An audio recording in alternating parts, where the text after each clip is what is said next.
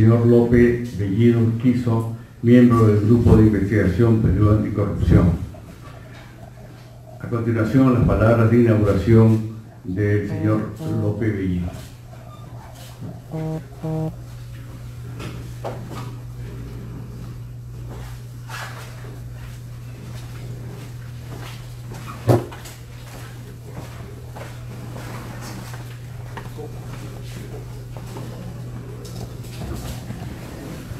Bueno, muchas gracias, profesor Granda, por la presentación.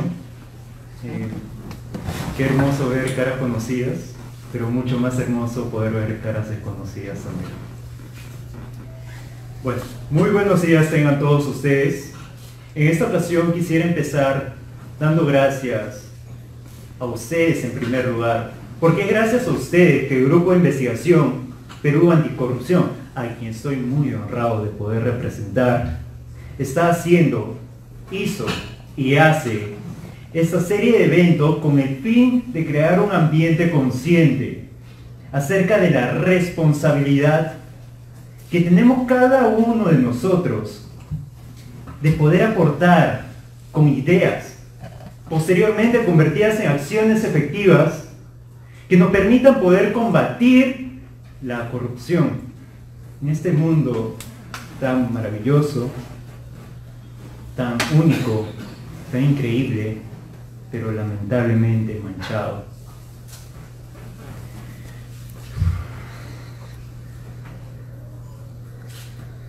Ese mundo común en el que todos somos parte, pero solamente y únicamente formaremos un todo que tiene por nombre especie humana, de una manera conjunta y sinérgica.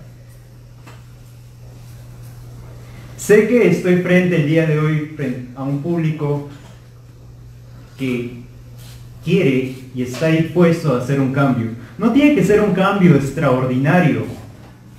Basta con que sea un cambio en nosotros mismos, constantemente a través del tiempo, para poder lograr un cambio en el mundo.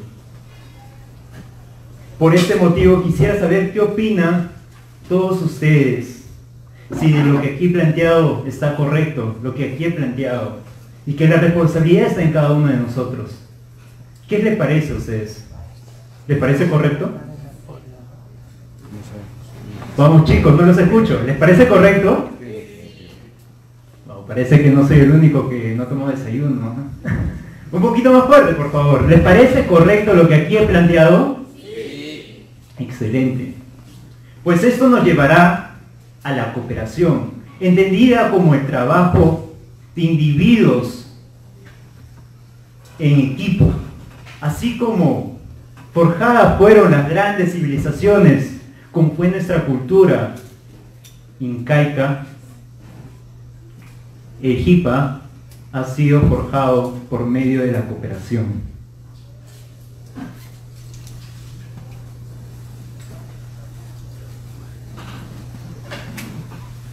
Veamos a la cooperación como una gran amiga que nos acompañó y nos guió a través de nuestra evolución, pero que lamentablemente la estamos dejando olvidada. Propongo que todos nosotros unamos fuerza y saquemos a esa compañera de ese olvido, de una manera consciente, a través de la mente y el corazón, y podamos apreciar sus cualidades de la cooperación.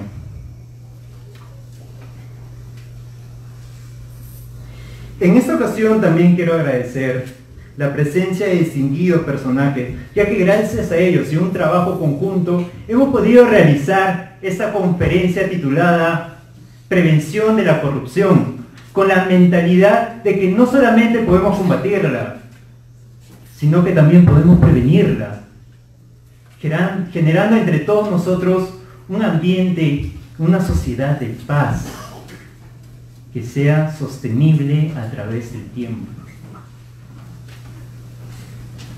Bueno, quisiera ya terminar y dar pase a la realización del cronograma planteado para el día de hoy, con una cita de James Cash Pennant, un empresario norteamericano que probablemente haya caído en el anonimato, pero espero que esta idea que tuvo perdure a través del tiempo. Y dice: los 5 dedos separados son unidades independientes.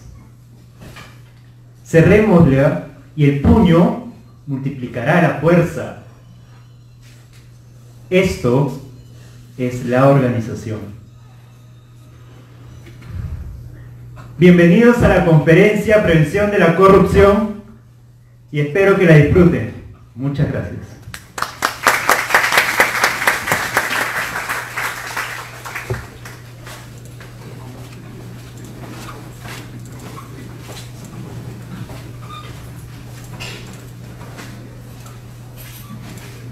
Muchas gracias, López, por tus palabras. Y bueno, presentamos al doctor Jorge Nieto Montesinos. Él nació en Arequipa. Entre el año 2016 y 2018 ha sido ministro de Cultura y ministro de Defensa del Perú. En el verano del 2017 coordinó con éxito la respuesta del Estado ante el desastre causado por el fenómeno del Niño Costero. Él es sociólogo por la Pontificia Universidad Católica del Perú y maestro en Ciencias Políticas por la Flaxo de México. Realizó estudios de doctorado en Sociología en el Colegio de México. Por los años 70, como líder universitario, luchó en favor de la democracia como horizonte utópico para todos aquellos que quisieran participar en política. Ha sido consejero cultural de la Embajada del Perú en México y posteriormente director de la Unidad Mundial para la Gobernabilidad de la UNESCO, así como representante de la UNESCO ante México. Desde ahí creó el Laboratorio de Análisis Político y Social, DEMOS, que congregó a políticos, académicos y escritores de América Latina. En tal condición elaboró el informe Gobernar la globalización, la política de la inclusión, el cambio de responsabilidad compartida para la Cumbre Regional para la Política Democrática realizada en Brasilia en 1997, cuya organización también coordinó. Es autor de 10 libros sobre política, democracia, etnicidad, pensamiento político, cultura de paz y ética. Entre ellos, Haya de la Torre o la política como obra civilizatoria, Incertidumbre, cambio y decisión, Ética y política en el siglo XXI, Etnicidad y política en América Latina, Cultura de paz y multiculturalidad, e Izquierda y democracia en el Perú. Ha ejercido como profesor y conferencista invitado en instituciones académicas de Europa y América Latina. Desde la presidencia del Instituto Internacional para la Cultura Democrática se desempeñó como consultor político ante candidatos, presidentes, parlamentos, gobiernos subnacionales y municipales de la región. Ha recibido diversas condecoraciones y reconocimientos de instituciones, ciudades, gobiernos de América Latina. Con ustedes, el doctor Jorge Nieto Montesinos. No he olvidado, pero un error, un lapsus. Antes del doctor Jorge Nieto me olvidó de las palabras de inauguración del doctor Fernando Rosas Moscoso, director del PEP.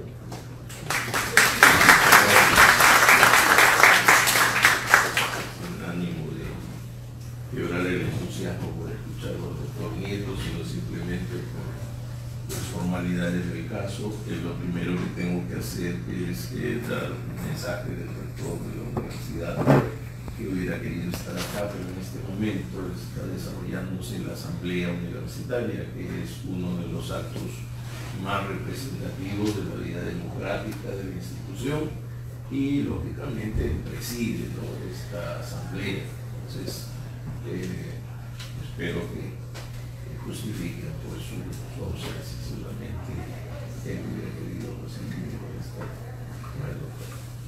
Por otro lado, también como director del programa de estudios básicos, quiero resaltar un par de ideas. En primer lugar, el entusiasmo que se ha generado en torno a este grupo que reúne estudiantes y docentes del programa, pero que incluso también incorpora a alumnos que ya están en las diferentes especialidades, pero más aún, llegado un momento, reunido también a alumnos de otras universidades. Entonces es un grupo que está cobrando fuerza, que tiene una dinámica propia muy intensa y que nosotros pues estamos muy contentos de apoyar, de colaborar. El magíster César Granda, el que dio la iniciativa para esto, convocó a los estudiantes y bueno, ahora sigue coordinando este grupo, es pues una persona que está aportando no solamente al programa, sino también a la universidad y yo creo que también al país. ¿Por qué? Porque este tema se está volviendo pues un tema central. Yo como historiador veo con cierto gusto y satisfacción que en los últimos tiempos se recurre mucho a la historia. ¿Por qué? Porque en la historia justamente vamos a encontrar muchos elementos que nos ayudan a comprender lo que está sucediendo en el presente. Un gran historiador francés, Marblot, dijo en su momento, bueno, se tiene que comprender el pasado por el presente y el presente por el pasado. Pero más aún, yo le agrego algo, siempre lo digo en clase, que también debemos comprender o estudiar el futuro a partir de esos aspectos. Porque la historia no solamente navega entre pasado y presente, también aborda el futuro. Pero no a la medida pues, de un gurú, de un chamán o de un adivino, que no nos interesa saber qué ocurrió ese febrero del 2084. Nos ayuda a entender cómo nos proyectamos, qué sentido le damos a nuestra vida como sociedad, como individuo, en función. Entonces, desde esa perspectiva, nosotros ponemos mucho a los economistas, ¿no? Y cuando se equivocan, los perdonamos inmediatamente, porque nos pueden decir el PBI este año va a ser de tanto, ahora se habla mucho de eso, es una cosa pues, así, ¿no? Intensa, hasta dramática, gracias a algunas visiones incluso, ¿no? Estamos moviéndonos entre antípodas, porque para algunos el Perú está en una crisis terrible, para otros no, estamos yendo muy bien, somos, diríamos, modelo en la región, estas estructuras mentales. En ese escenario, la lucha con este tema, contra este tema de la corrupción, yo creo que tiene una raíz histórica profunda, y no por el clásico, un conocido historiador, ¿no? Que ha escrito ese libro, Historia de la corrupción en el Perú, Alfonso Quirós, excelente persona, la perdimos muy temprano. Bueno, no es porque se haya recopilado ahí y se haya planteado una visión histórica en general de la corrupción en el Perú, sino porque, digamos, sensibilizó, sin antes pensar lo de Lavallato y todos estos problemas, primero a los historiadores, porque fuimos los primeros que recibimos esa influencia apenas salió la publicación, pero después a toda la colectividad, todo el país, ¿no? Yo creo que en el grupo habrán ya leído y reflexionado sobre eso.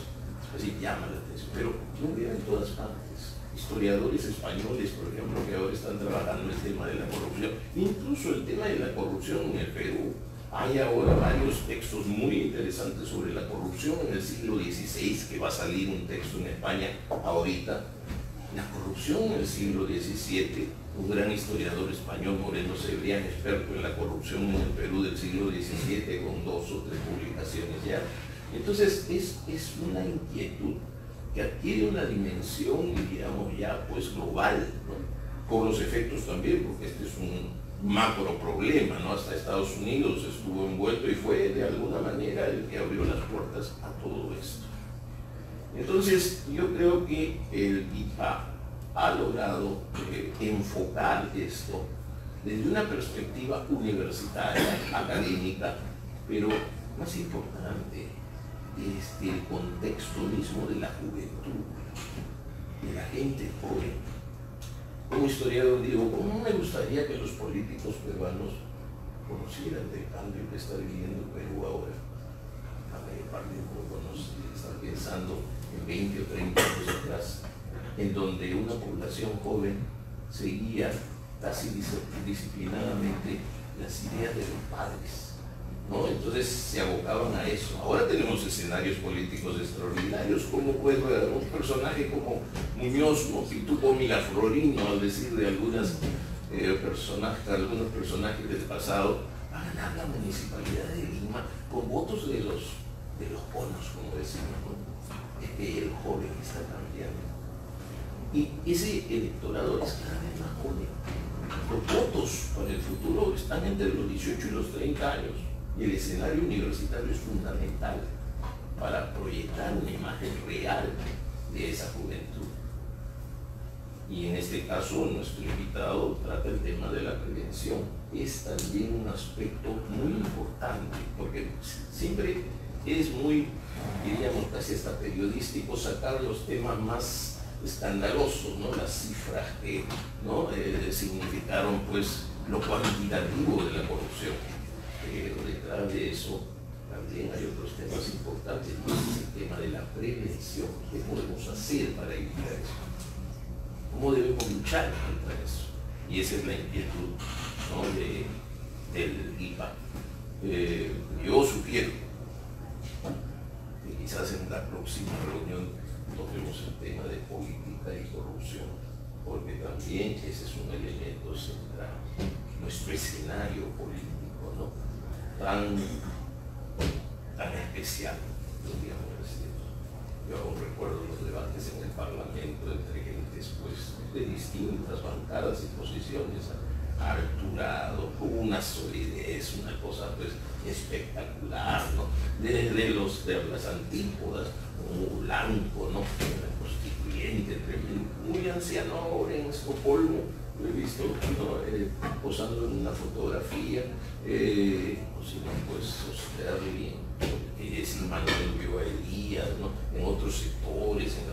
Entonces, yo creo que también el escenario político debe ser auscultado con una lupa especial, ¿no? Como la lupa es el emblema del Lima.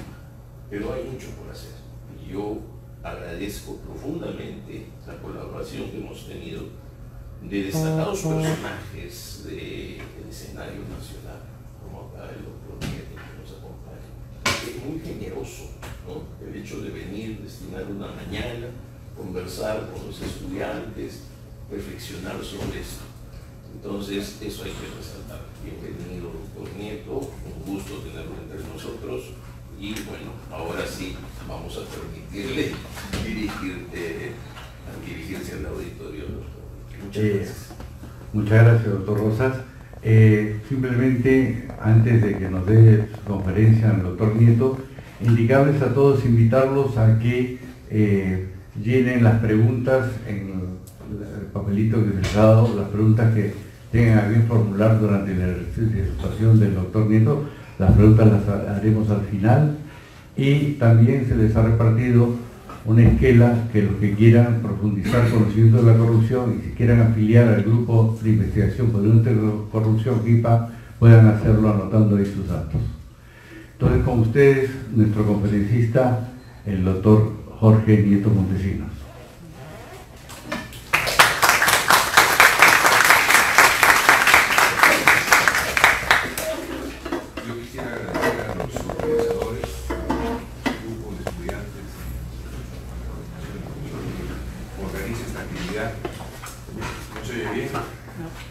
Ahora se oye mejor.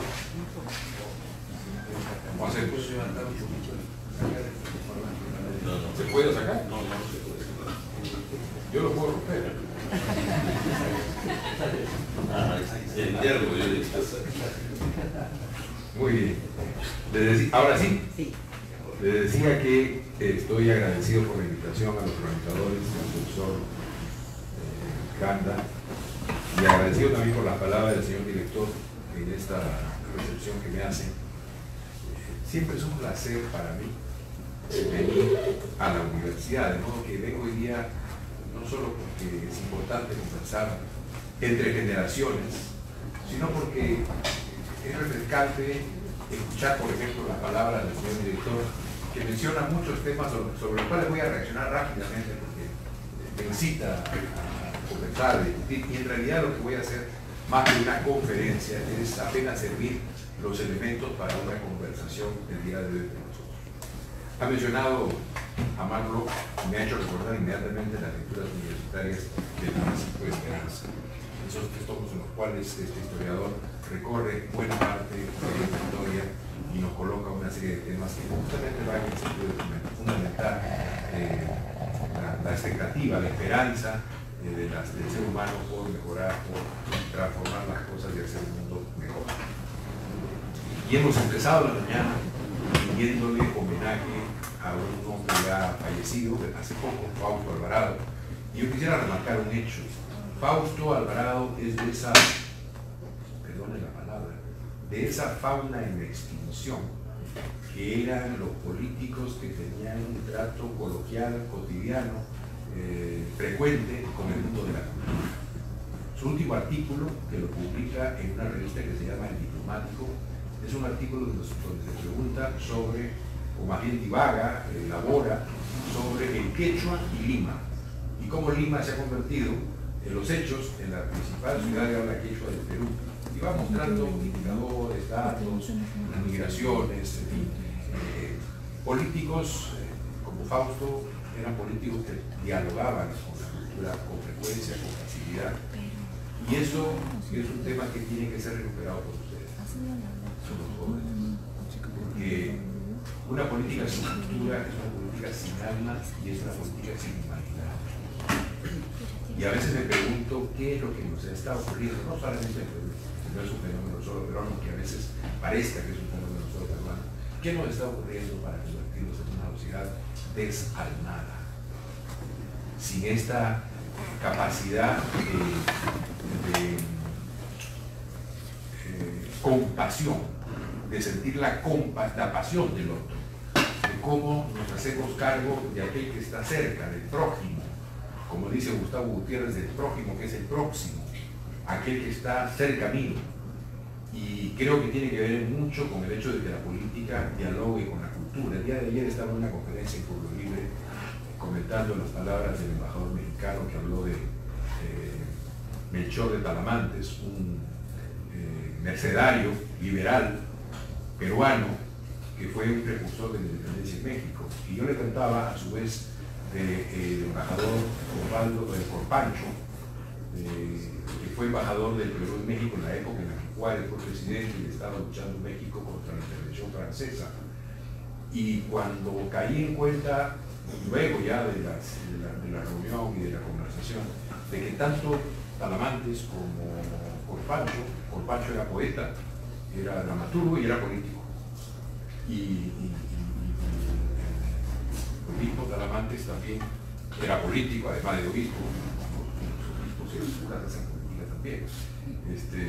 Y además de eso, es un hombre de cultura. Entonces, este es un tema que tiene que ser planteado porque creo que en gran medida tiene que ver con la manera en la que a veces enfocamos las cosas y en temas tan elementales y tan baladíes como la pérdida de la capacidad de nuestros representantes para usar el lenguaje,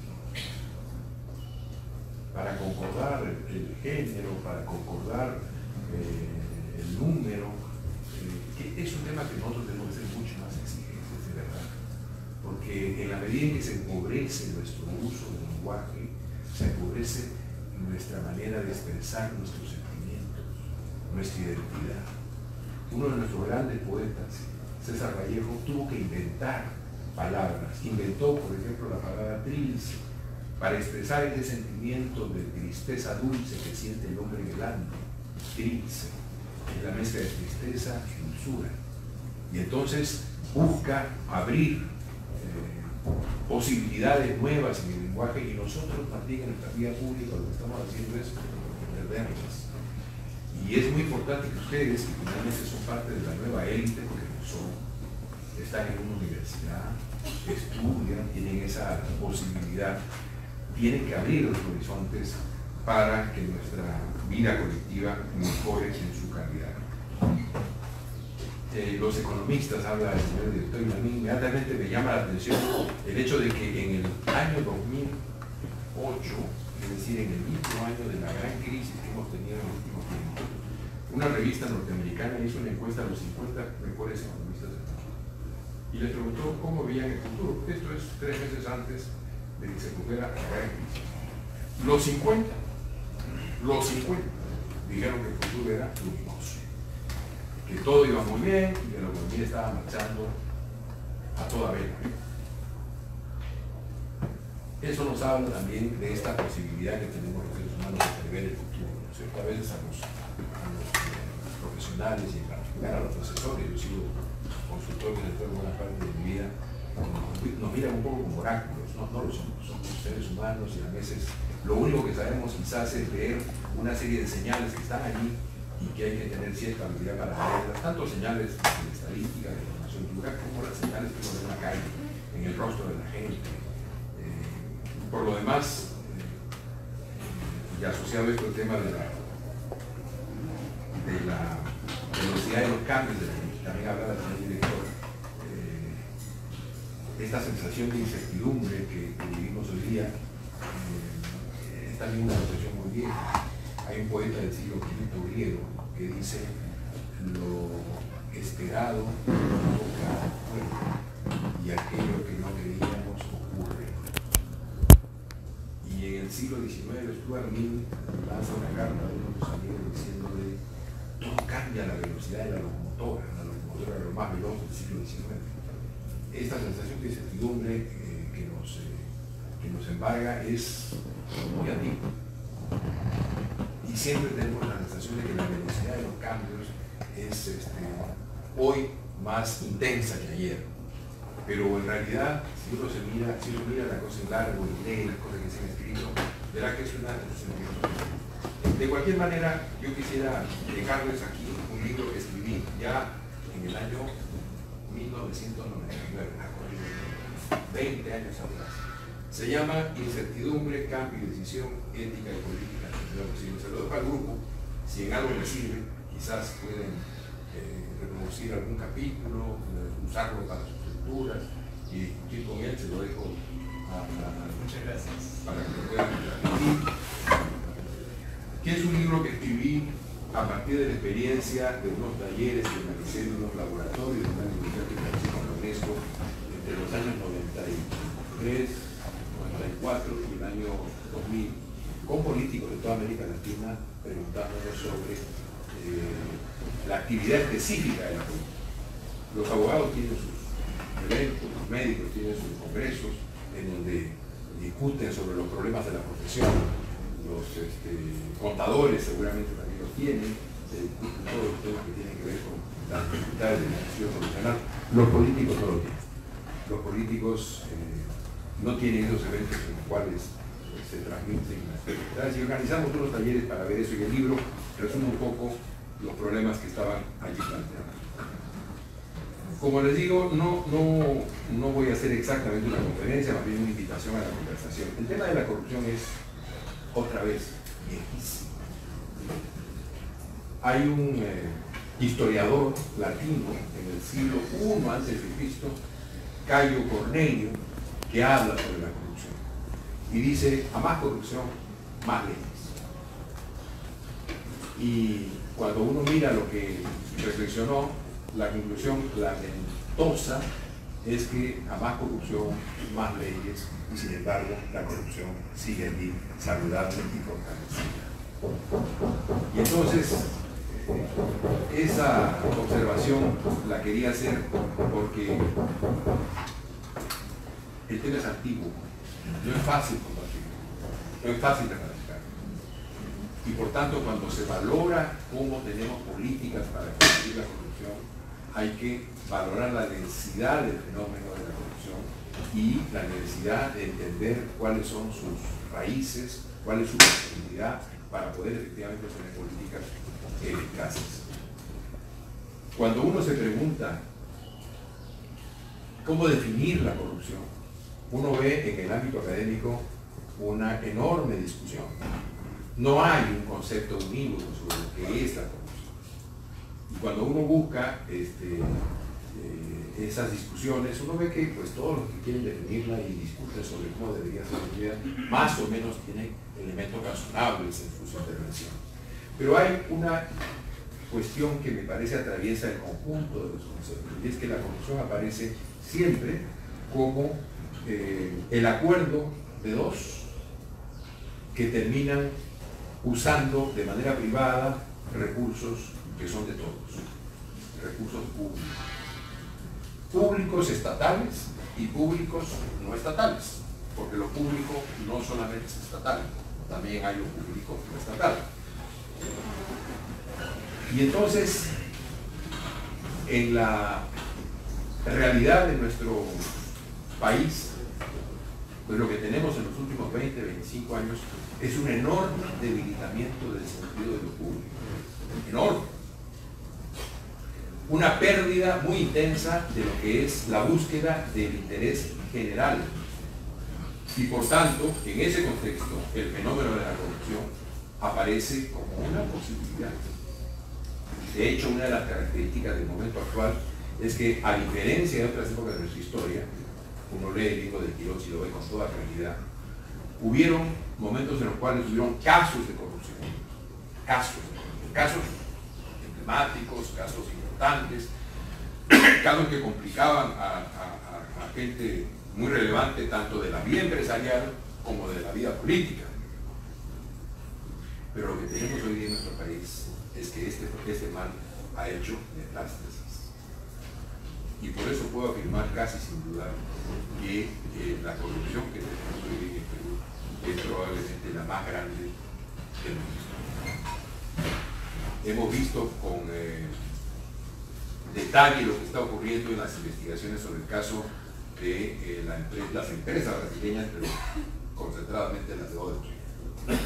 Y vemos que están complicados políticos, empresarios, comunicadores, jueces, fiscales y estudios de abogados.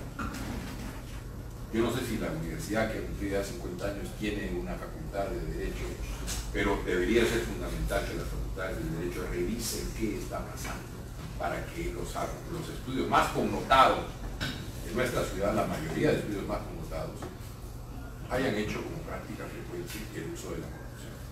Como práctica frecuente, porque hoy para hacerla se requiere también son fenómenos muy complejos, además de la seguridad financiera.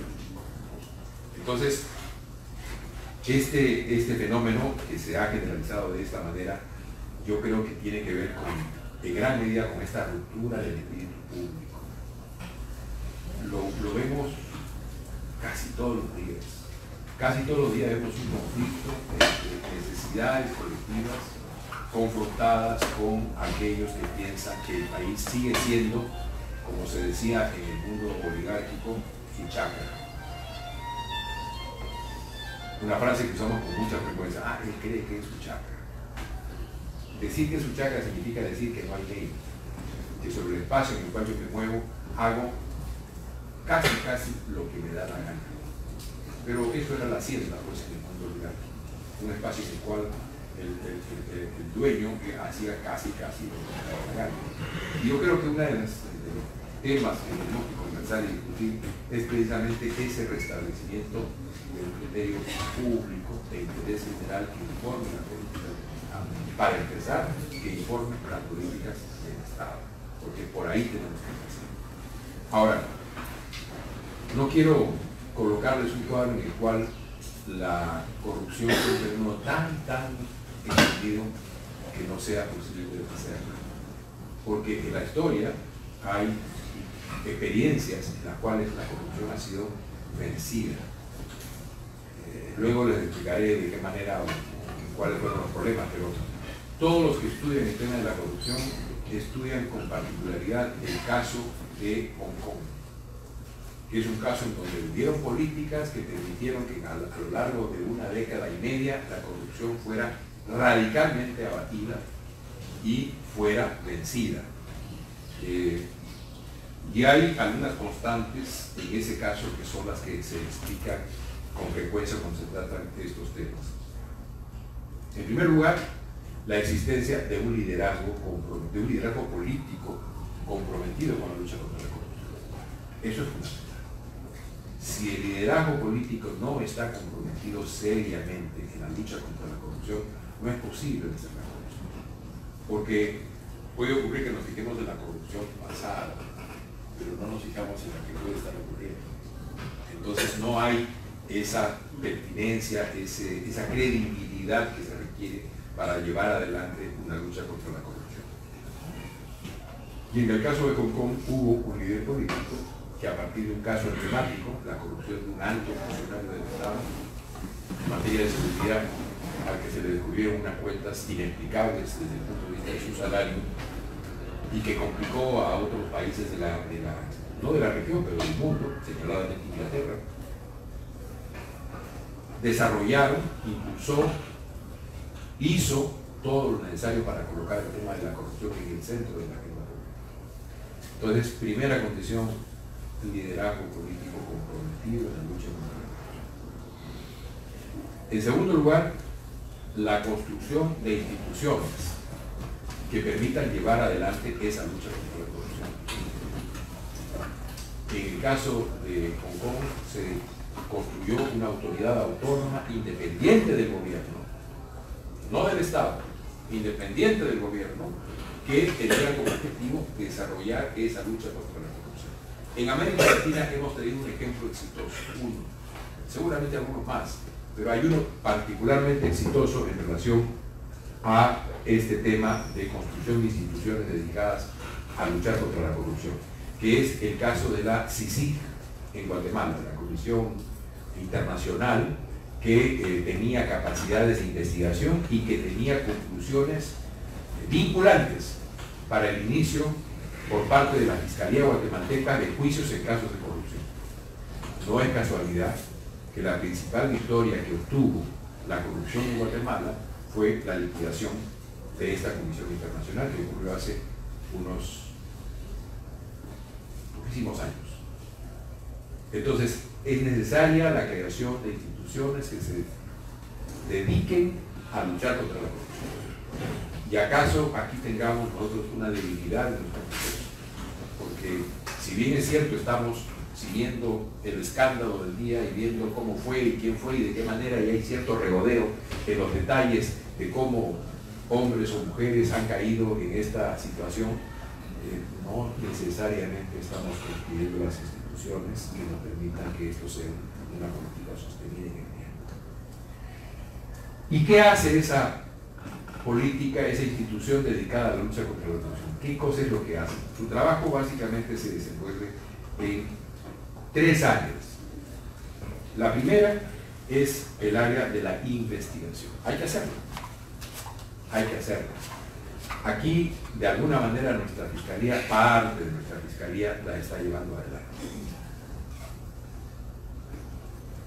Es una fiscalía que tiene pocos recursos, es una fiscalía cuyas capacidades de investigación no son todas las que se requieren, pero han encontrado ruta para que por lo menos un sector de ella esté haciendo esa tarea de investigación. Como ustedes saben, la fiscalía hoy día está teniendo dentro de sus miembros una pelea prácticamente 4 por 4, porque están confrontados los sectores precisamente a propósito de esta investigación, de esta lucha contra la corrupción. Entonces, el tema de la detección, de la investigación de los hechos de corrupción son fundamentales. Y hay que tener todas las capacidades y fortalecer las instituciones que desarrollen esta tarea para poder llevarla adelante. En segundo lugar, esa institución de lucha contra la corrupción se dedica al tema del que me hablaba una maestra de San Marcos hace poco, que es el tema de la prevención. Y la prevención es conocimiento y educación, es información, es finalmente hacer aquello que un sociólogo, ya muerto también, Norbert Elias, llamaba lo que es propiamente el proceso de la civilización, que es cambiar la manera en que pensamos, el repertorio de miradas que tenemos sobre el mundo, qué cosas son posibles y qué cosas no son posibles. Para disputar el poder hace 500 años nada más, era posible asesinar al adversario. De hecho, uno se hacía rey matando al rey. Y por eso se dice eso de muerto el rey, vive el rey. No solamente los muertos culturales, no digamos reyes. Parte del proceso civilizatorio que impuso la democracia fue aprender que para tener el poder no necesitamos matar al inquilino del poder. E inventamos la democracia como una manera de organizar el tránsito del poder. Bueno, lo mismo pasa con el hecho de la corrupción. Es posible lograr cambios civilizatorios que nos permitan desterrar la corrupción como práctica general del Estado, pero también como práctica en nuestras vidas. Y eso es fundamental. Preparando esta conversación me llegó una encuesta del Instituto de Estudios Peruanos sobre la corrupción. Y recordé también una encuesta hecha entre empresarios sobre el tema de la corrupción. Está más naturalizada de lo que uno piensa. Y está más aceptada de lo que uno querría que esté aceptada. Quien quiera que se mueva en el mundo de los negocios con el Estado sabe que el diezmo existe, y aunque estemos hoy día persiguiendo la corrupción, sigue operando esa forma de percibir el negocio público mal. Entonces, las tareas de prevención, las tareas de educación, las tareas que tienen que ver con cómo logramos un nuevo nivel de conciencia son parte del esfuerzo, y este grupo de trabajo es precisamente parte también de esa posibilidad, de ese esfuerzo. Y finalmente hay un tema adicional que desarrolló Hong Kong y debe desarrollar una institución dedicada a la lucha contra la corrupción. La primera línea de trabajo es la detección, la segunda línea de trabajo, detección e investigación, la segunda línea de trabajo, la prevención, y la tercera es la movilización. Miren, sin una sociedad comprometida con la lucha contra la corrupción, no vamos a lograr dominar. La sociedad tiene que ser movilizada para poder enfrentar el fenómeno de la corrupción. Tenemos que participar como sociedad en el combate a la corrupción. No podemos seguir aceptando no solo la corrupción grandota, aquella que está muy lejos para nosotros, sino también la chiquita, aquella que de alguna manera nos complica y nos implica cotidianamente.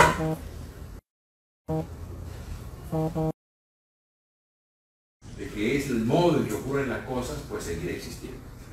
En la medida en que existe nuestra conciencia, seguirá existiendo. Y por tanto, el esfuerzo de movilización y de transformación de las capacidades y posibilidades de la corrupción en nuestra conciencia. Porque en el mejor de los casos decimos, todos son corruptos, me doy vuelta y me voy. Pero eso compaliza. Y por eso estamos en el esfuerzo de promover la participación de los ciudadanos en los más altos niveles de gobierno, y particularmente de los ciudadanos más jóvenes, porque necesitamos esa movilización para combatir la corrupción.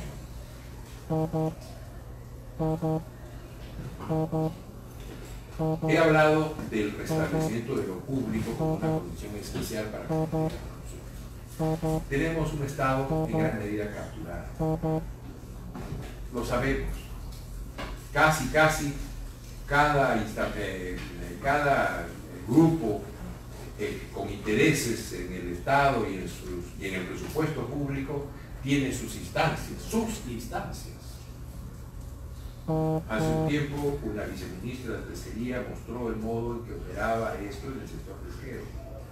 Lo hemos visto en las investigaciones y en las confesiones y en las delaciones que hacen los señores de Odebrecht, en donde lo primero que había que hacer era capturar a la autoridad para luego poder producir el uso del recurso público. Y eso ha sido la práctica común, la constante. Este elemento de restablecimiento del interés público como el elemento que hace que el Estado funcione es fundamental. Y por eso necesitamos nosotros, ustedes y nosotros, jóvenes y gentes de otras generaciones, comprometernos con la política. Yo sé que es un contrasentido, yo sé que es algo que sobre todo la población joven dice, ¿qué hago aquí? Pero es que si no están allí, otros van a estar aquí. Y no van a ser precisamente los mejores.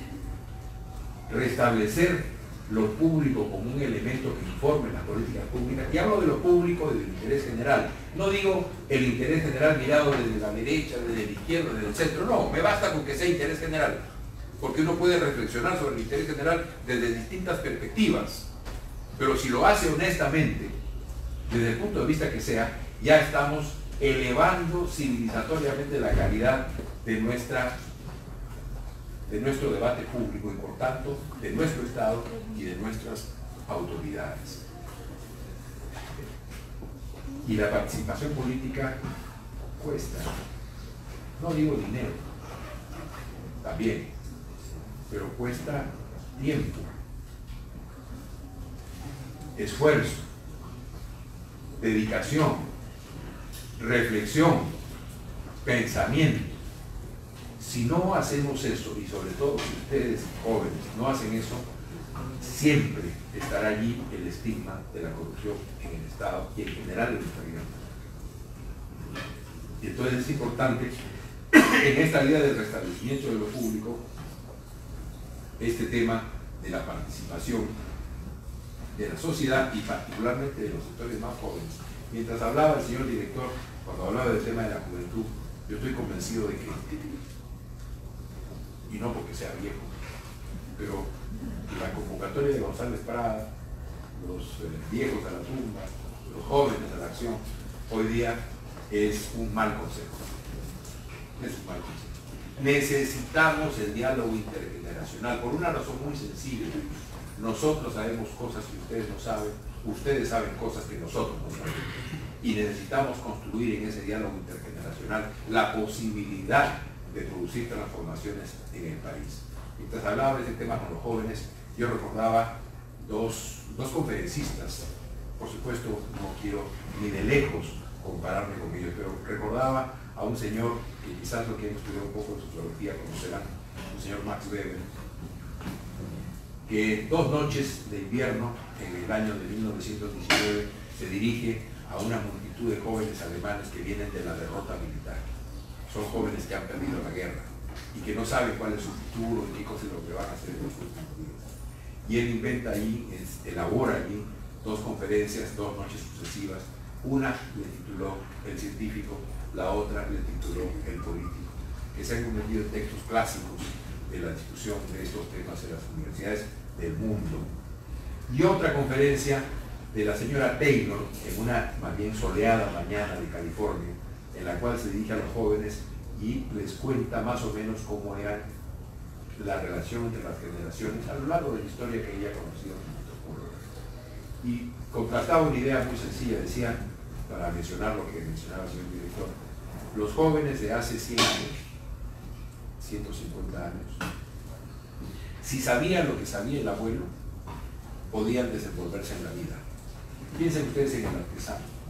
Si el artesano sabe los trucos del abuelo para, no sé, trabajar la madera o lo que puede que haga, pues puede desenvolverse en el mundo. Hoy no. Hoy si el joven sabe lo que el abuelo sabe, está fregado. No hay manera. No va a poder desenvolverse. Y más todavía si sabemos, como sabemos, que está en curso una 4ª revolución industrial que está reformando radicalmente el modo en que se hace la economía y radicalmente también la oferta de empleos y que va a destruir un conjunto de empleos que hoy día ya está en curso. Cualquiera que haya ido aquí a la universidad y me ha recibido un señor con uniforme que me ha dado un papel y me he pasado y cuando yo salga se lo voy a entregar para poder volver a salir. Pero vayan ustedes a un estacionamiento de, no sé, cualquier empresa, no voy a mencionar ninguno. Lo recibe una máquina, uno recibe un botón, recibe un papel, se mete en sus cosas, sale, se encuentra con otra máquina, a la cual mete el papelito, le cae, le mete el dinero, cae monedas, recoge sus monedas, se va a su auto y sale y mira otra máquina que es la que finalmente le levanta la banderilla de salida. ¿Qué ha pasado aquí? Ha habido mecanización, ha habido constitución, pero se ha perdido 4 o 5 años. Ahora, piensen ustedes que ese proceso va a ocurrir por cientos de miles, por millones, porque eso es lo que estamos en este momento procesando, eso es lo que va a venirse con necesidad. ¿Por qué es importante eso?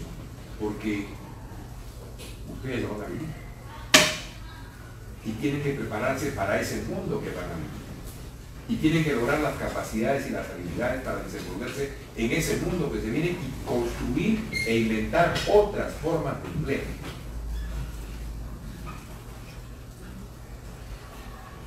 Bueno, aquello que dije para la ciencia, para la política, para la relación entre generaciones, creo que es fundamental el día de hoy para el país. Necesitamos un diálogo intergeneracional y particularmente necesitamos un diálogo intergeneracional para enfrentar el tema de la corrupción. Es un fenómeno antiguo, pero se puede vencer. Se le ha vencido de hecho.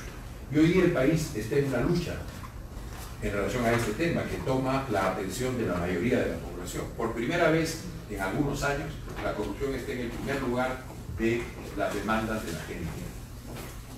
Aunque muy cerca está la seguridad y muy cerca está el empleo, que comienza ya a ser un problema. Entonces, si este es el tema principal, tenemos que producir este tipo de diálogos y tenemos que encontrar rutas para poder vencer la corrupción. Pero quiero concluir con esto. Lo más relevante, lo más importante para vencer la corrupción es el compromiso, es la intervención, es la participación, mejor si organizada, pero si no es organizada no importa, pero mejor si organizada de la población y particularmente de los jóvenes en la vida política. Si no lo hacen, se lo voy a decir con toda franqueza, si no lo hacen, no se queden. Porque lo que están haciendo es abrir el espacio para que esa corrupción se perpetúe. Y hoy día estamos en un momento del país en el cual necesitamos fortalecer esa acción, necesitamos fortalecer esa lucha. Tenemos fiscales que están trabajando en esa dirección, aunque creo que no todo lo que se está haciendo sea necesariamente correcto, pero lo central sí, y eso tiene que ser apoyado y fortalecido y complementado, por ejemplo, con la construcción de instituciones para combatir la corrupción. Que no nos ocupe solamente aquello que pasó, que nos ocupe también aquello que hoy está pasando. Porque la corrupción más obvia es aquella en la cual uno se apropia de recursos públicos. Pero, ¿qué es que un médico al que nosotros le pagamos, nosotros digo el Estado, que es nosotros, que llega, marca tarjeta en el hospital público y a los 10 minutos se va a su estudio privado que queda enfrente del hospital? ¿Qué es? ¿Qué es el técnico que permite que el tomógrafo se dañe porque él participa de una pequeñita empresa que tiene enfrente del hospital otro tomógrafo que hace las tomografías? ¿Qué es? Si ustedes no participan, si nosotros no participamos, si la población no participa, estas cosas van a seguir pasando. ¿Qué es el hecho de que tengamos una reconstrucción en el norte detenida? Yo acabo de estar en el kilómetro 980 de la Panamericana Sur, donde estuve cuando fui ministro de Defensa e instalé las carpas que albergaron a los damnificados del Huayco del verano del 2017. 3 comidas al día, salud y seguridad. Fue el encargo que recibí y lo que dimos entonces durante los primeros 3 meses después de pasada de emergencia. He vuelto hoy día casi 3 años después y están peor que entonces. Peor que entonces. ¿Por qué? Somos ineptos para poder producir inversión pública. En mi experiencia, generalmente, lo más probable cuando un proyecto de inversión pública se alenta o se detiene es porque la autoridad está buscando dárselo a él, porque él es mi amigo y es el riesgo. No es cierto que las licitaciones públicas sean morosas y sean justas. Cuando se hacen honestamente, se pueden resolver en 3 o 4 meses. Es mi experiencia. Tuvimos casos en el sector de defensa en el cual licitaciones que habían sido hechas hasta 4 o 5 oportunidades, las resolvimos en 4 meses. porque se puede. El problema no es la licitación pública, el problema es la licitación pública dirigida, porque todos saben lo que todos saben. Todos los que participan en la licitación saben exactamente lo mismo, saben dónde está en el artículo, en el inciso, en el acápite de la convocatoria, dónde está la trapita que hace que vaya dirigida a él y no a los demás. Pero todo esto que estoy mencionando no puede ser combatido, no puede ser resuelto sin participación. Y lo que vengo a hacerles yo hoy día, esta mañana, además de proponerles algunas ideas para entender el fenómeno, es invitarlos a participar. No me importa si con las ideas que yo tengo o con otras, no me importa. Lo importante es que ustedes participen, porque sin esa participación seguirá habiendo corrupción en la vida pública. Hoy día la ausencia, la apatía, la distancia, finalmente termina siendo cómplice de la corrupción. Lamento darles la mala noticia.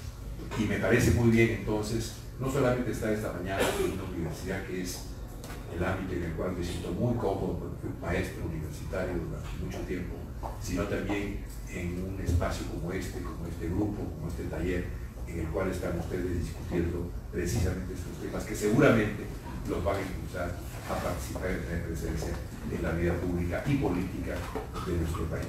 Muchas gracias.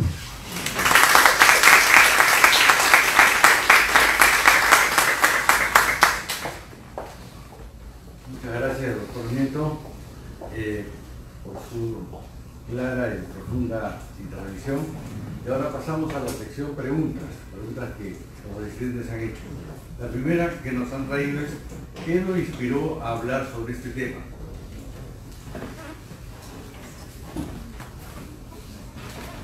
Daría una respuesta literaria, ¿no es cierto? Nada de lo humano me es ajeno, pero no es verdad. Es uno de los principales problemas que la sociedad peruana tiene planteado.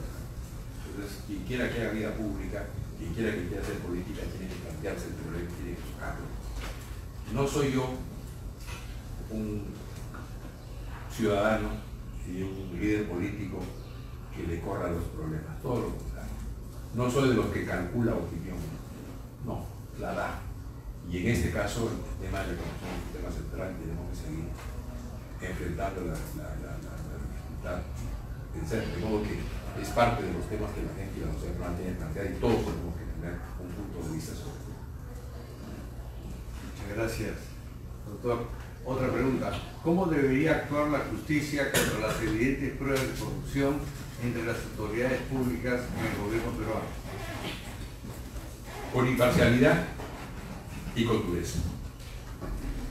La ley tiene que ser imparcial, la justicia tiene que ser imparcial, tiene que ofrecer todas las condiciones para que quienes son acusados puedan mostrar sus descargos y lo que fuere, pero al mismo tiempo tiene que ser inflexible en la construcción de los casos, en la elevación de las pruebas y en las sanciones a quienes resultan responsables.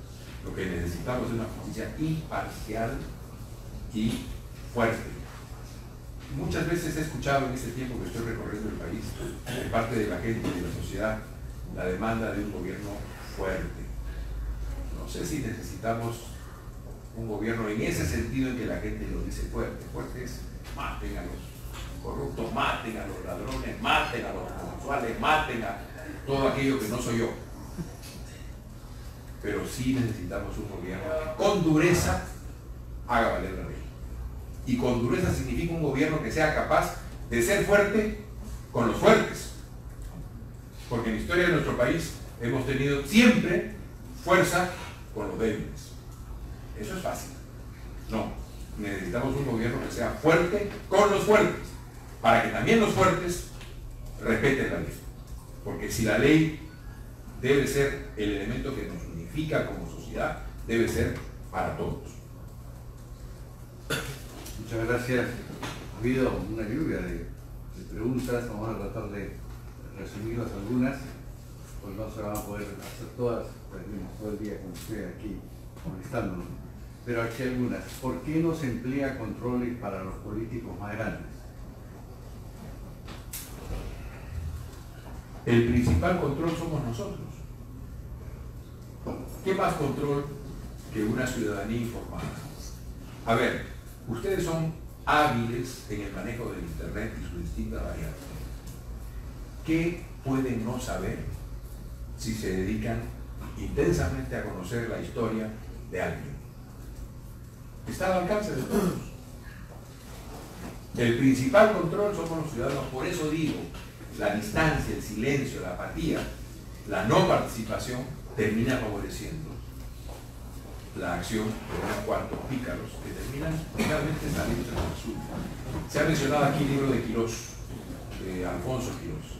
Hay un caso en el año 1850 y algo que tiene que ver con la época del desarrollo del guano, que generó un gran excedente para la sociedad peruana y por tanto con ese gran excedente también un gran caso de corrupción. Y entonces el gobierno peruano entonces convocó a la gente a participar, a denunciar, a colocar autoridades ante el juicio de los fiscales y de los jueces. ¿En qué terminó eso? Prácticamente la exoneración de todos los culpables. La desconfianza de nuestra gente tiene razones, pero hay que atravesar esa desconfianza y confiar, como decía el poeta norteño César Vallejo, confiar más en el anteojo que en el ojo. Muchas gracias. ¿Por qué en estos temas no se hace énfasis en mejorar la educación sobre los niños para evitar problemas futuros? Tiene que haber un tema educativo, qué duda cabe, pero estoy de acuerdo con eso y es parte de una política preventiva, ¿no? Tiene que haber en el sistema educativo un esfuerzo también por fortalecer todo lo que es educación cívica. Pero seamos honestos.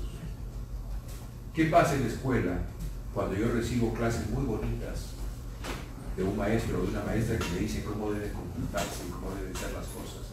Y sin embargo veo al maestro que evade sus clases, que cada vez que puede se hace la pera, como decíamos antes, no es como se dice ahora, se va, no está, que se compone con el director para poder tener un mejor ingreso, no importa si es buen maestro o no es buen maestro. Es decir, no le pidamos a la escuela que resuelva lo que tenemos que resolver nosotros como ciudadanos. Quiero enfatizar en eso. Nosotros como ciudadanos tenemos que resolver temas que, claro, la escuela va a formar a nuestros niños, tiene que dar capacitaciones, tiene que construir y formar valores a nuestra población, pero la escuela tiene dos currículos. El currículum explícito, la universidad también, es buena escuela finalmente, tiene el currículum explícito y tiene el currículum implícito. Y el que forma es este. Este es el que forma. Y ese currículum implícito en nuestra escuela y en nuestra vida pública tiene que ver con nuestra participación como ciudadanos. Muchas gracias, doctor Nieto. Otra pregunta. Si bien es cierto, erradicar la corrupción no es un trabajo sencillo de realizar, ¿cuáles serán los primeros pasos a seguir o tomar en cuenta para empezar con este proceso de erradicación de la corrupción?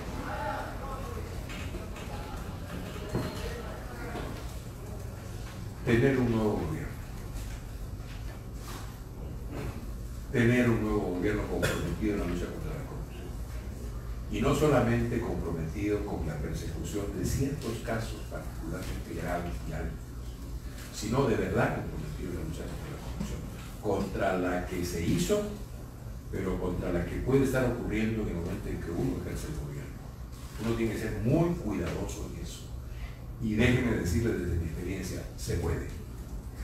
Se puede tener políticas para combatir la corrupción. En mi experiencia de ministro, lo que hacen los corruptos cuando ven que el ministro no contemporiza con la corrupción es lo siguiente: sacan su cálculo y dice ¿cuánto tiempo va a durar este señor el ministro? 8 meses, 9 meses. Ya me di cuenta que no le entra al negocio, es conflictivo. ¿Qué hacen? Sacan las manos, sacan las pies y las guardan bajo del escritorio y esperan a que el ministro se vaya. Y el promedio de vida de los ministros en el Perú es bien corto. Hay países en los cuales, México por ejemplo, te nombran ministro y eres ministro 6 años. Rara vez te sacan del ministro, y cuando te sacan es porque cometiste pues un error grave que tienes que pagar, ¿no es cierto? Pero aquí no, aquí el promedio de vida del ministro debe ser 8 o 9 meses. Alguna vez tiene la estadística para los ministros del Interior. Era más o menos 8 meses el promedio de vida del ministro del Interior. Más o menos ahí debe estar el promedio de casi todos.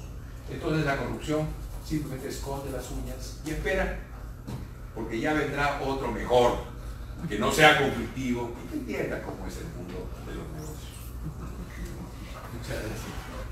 ¿Cómo podemos creer que la corrupción tendrá un fin o será cesada si los principales están en el poder dando imagen a nuestra sociedad?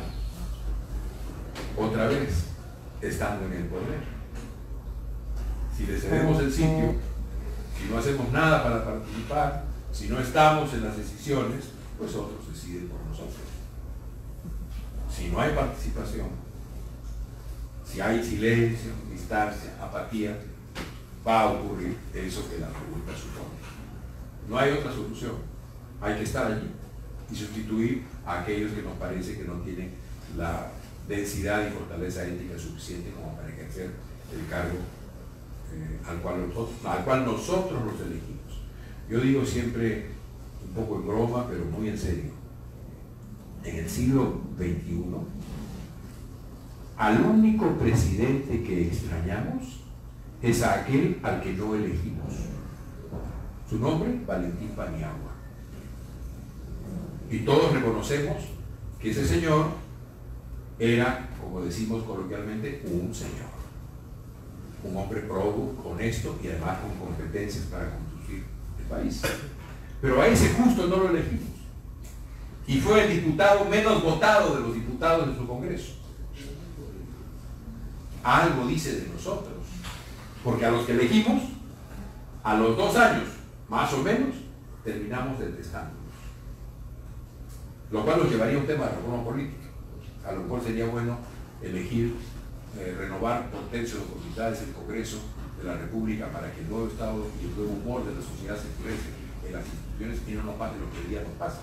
Que tenemos un Congreso que tiene toda la legalidad, una mayoría que tiene toda la legalidad, pero es un Congreso de 10% de la aprobación.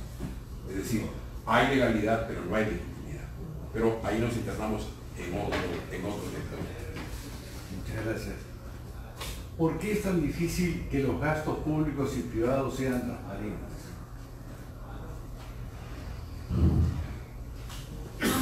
En realidad, son transparentes. Las cosas han ocurrido ante nuestros ojos. A ver, pónganse la mano en el corazón. Sean sinceros con ustedes. ¿De verdad no sabíamos lo que estaba pasando?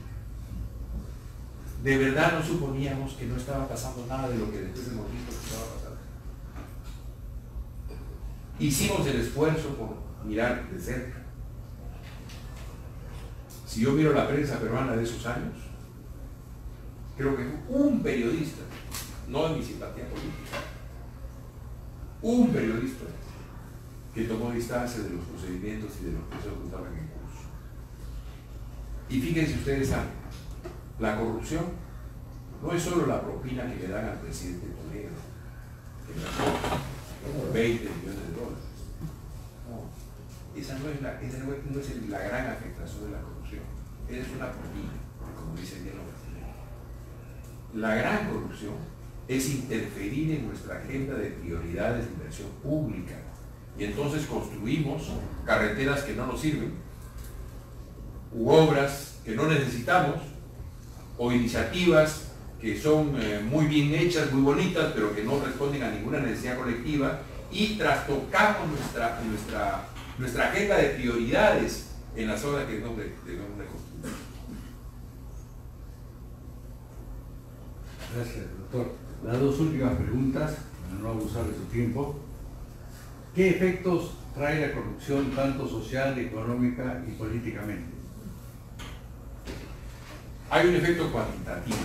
Lo mide Quirós y dice que más o menos al año perdemos 2% del PBI en corrupción. 2% del PBI es mucho dinero. Y él ha medido básicamente todo lo que es las propinas.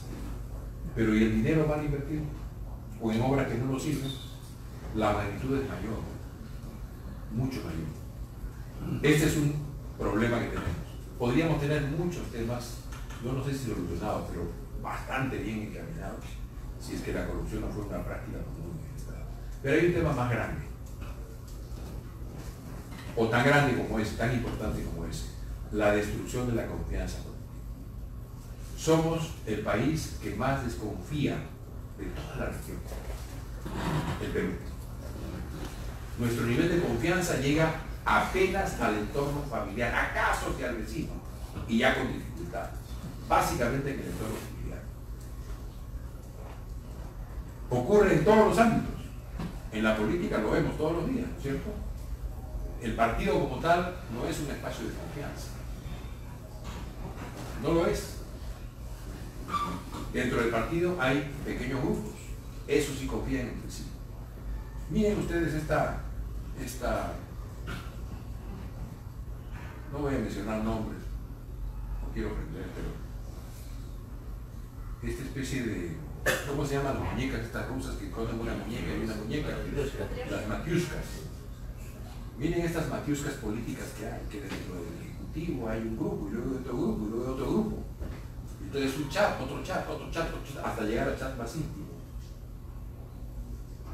No es solamente un asunto de coordinación, es un asunto de confianza. Y entonces yo diría que la principal afectación tiene que ver con la destrucción de la confianza en la vida pública. Miren, en el crimen, en la vida criminal también se expresa esto, ya no solamente en la política. ¿Qué tenemos en Perú, felizmente, como organizaciones dedicadas al tráfico de las drogas? Clanes familiares. No tenemos el cártel de Sinaloa, el cártel de Tijuana, el cártel del Chapo Guzmán o el cártel de los hermanos Beltrán Leiva. No son grandes organizaciones. El Chapo Guzmán, preso ya en los Estados Unidos, llegó a tener una organización que tenía presencia en 49 países del mundo. Era una organización. En nuestro caso, esta desconfianza llega al hecho de que en la criminalidad inclusive nuestra capacidad de construcción institucional apenas llega al clan familiar, lo cual hace más fácil combatir el crimen, pero nos genera un enorme problema si lo dejamos desarrollar, que es el hecho de que pueda venir un agente externo, el Comando Vermelho de Brasil, o algún cártel de Colombia, o algún cártel mexicano, y le dé racionalidad al mercado del crimen en el Perú. Del mismo modo que vino una empresa con mucha capacidad logística y organizativa y organizó el mercado de la construcción. Y eso fue otro. Muchas gracias.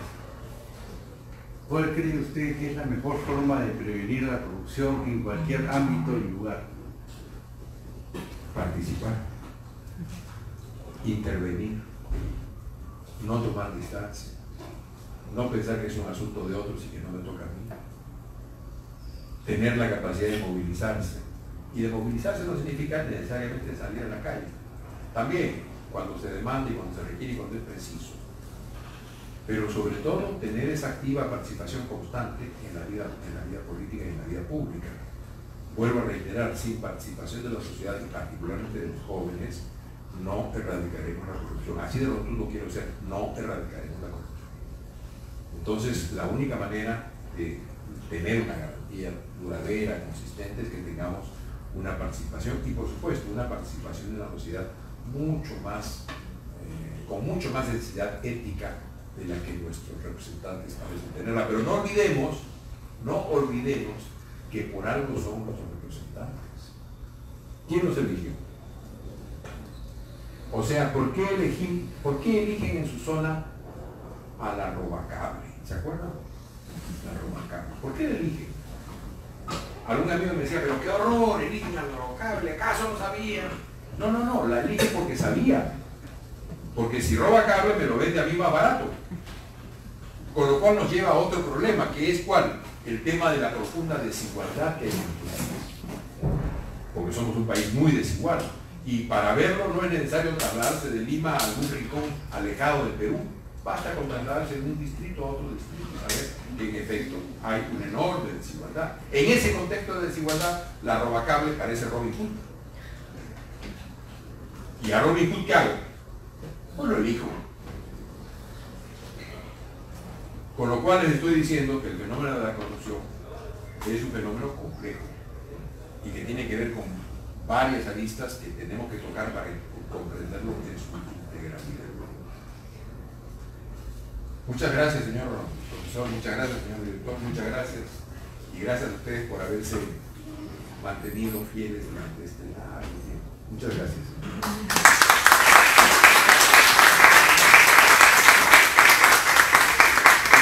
La palabra de clausura en nuestra conferencia a cargo del doctor Fernando Rosas Coso, director del CERN.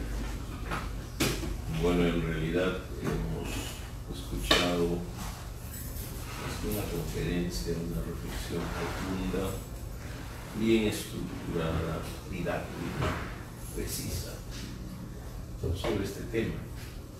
A mí personalmente me interesaba, casi hasta, ¿no?, iba a hacerlo intervenir en muchos momentos, porque se enfocaron aspectos fundamentales de este proceso de lucha contra la corrupción, elementos que están presentes ya, diríamos, dentro de un análisis fino y bastante completo sobre el tema. Pocas veces me digo que he escuchado una visión muy punzante, muy integral, porque hay veces estos temas también se abordan desde una perspectiva fundamentalmente política, como instrumentos para hacerse presentes en un escenario. Se instrumentaliza los problemas del país, pero no con el fin de realmente dar soluciones o de definir un compromiso activo, que es la idea central que yo creo que nos ha dejado esta intervención, sino más bien de sacar provecho, ¿no?, de un escenario, de proyectos incluso hasta personales. Entonces, no dice, bueno, ¿en qué estamos? Este tipo de participación de la escena política, académica, a través de exposiciones o intervenciones delante de los universitarios, de los jóvenes, yo creo que es muy importante.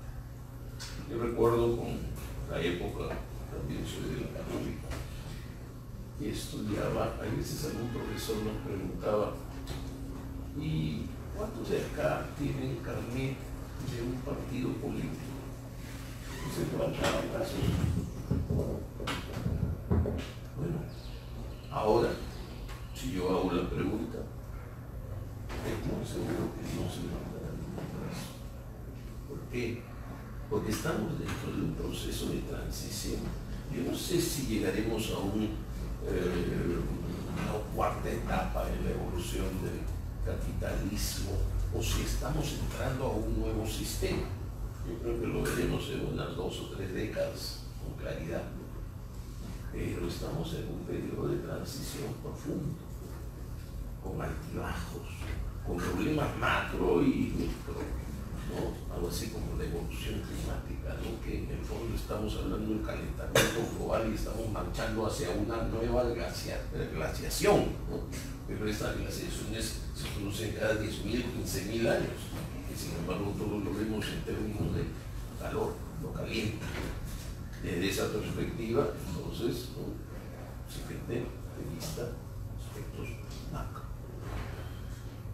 La disección que se ha hecho del tema, yo creo que es muy adecuada, la celebro.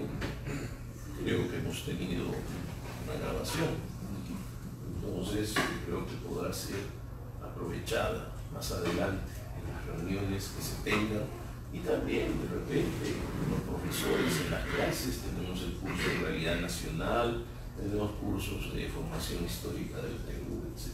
Le agradecemos entonces esta intensa y realmente pública participación académica, y bueno, auguramos un futuro realmente positivo a los proyectos